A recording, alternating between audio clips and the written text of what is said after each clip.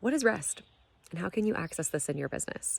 I think a lot of times when we think of rest, or if we hear the term sabbatical, we think of one of two things. We think of directors or executives at Fortune 50 companies who have access to a lot of resources and people and time to be able to take these like 6 month Parisian, like research based or learning based or just thinking based sabbaticals. And it feels really inaccessible to small business owners.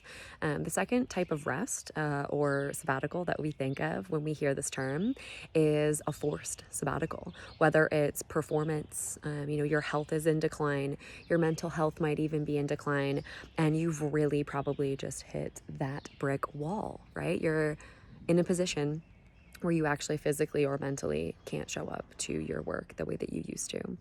And that feels really confronting. So we have like the carrot and the stick.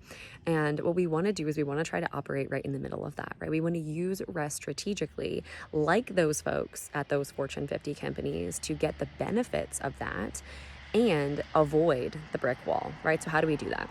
Well, there's two types of rest, in high performance overall, right? There's active recovery, which is a really, really impactful one, right? You're really turning on some of the systems to really keep things moving so that the wheels don't gunk up, right? Especially for my smaller teams, especially for the folks who are running businesses either on their own or, doing things like that.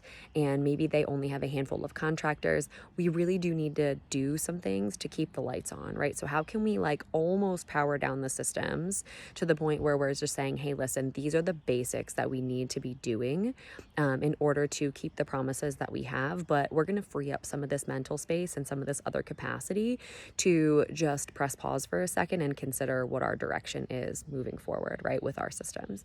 Second thing is just plain old rest. So this might look like, at the very least, in your situation, if you're saying, hey, listen, Allison, I can't even take a week off, I can't even take an evening off. This might look like actually being disciplined and shutting down, at 5 p.m. or starting to implement a 4-day work week for the summer, or just having a 1 week period where you don't actually do like any client work, or we don't do any dev work or any of those things. We really need to just take a quick second to focus on this. Specifically implemented, this could look like a quarterly planning retreat, or just a time where your team is powered down from the day to day so that they can kind of free up space, and that you can free up space to begin to think about the path ahead and what's going on, kind of ahead of you. When we think about any sort of high performing plans, right, whether you're running a marathon or, training for an Ironman or even summiting Everest, we really need to consider that rest is built into every single one of these high performing plans, every single one of them, right? And it's both. It's active recovery and true blue just recovery, where your muscles just rebuild and you're kind of acclimating to the next phase. And I was actually reading about a statistic that the number one reason why folks don't actually make it to the summit of Everest is because of altitude acclimation. So they literally do not rest for long enough at, strategic periods of the climb.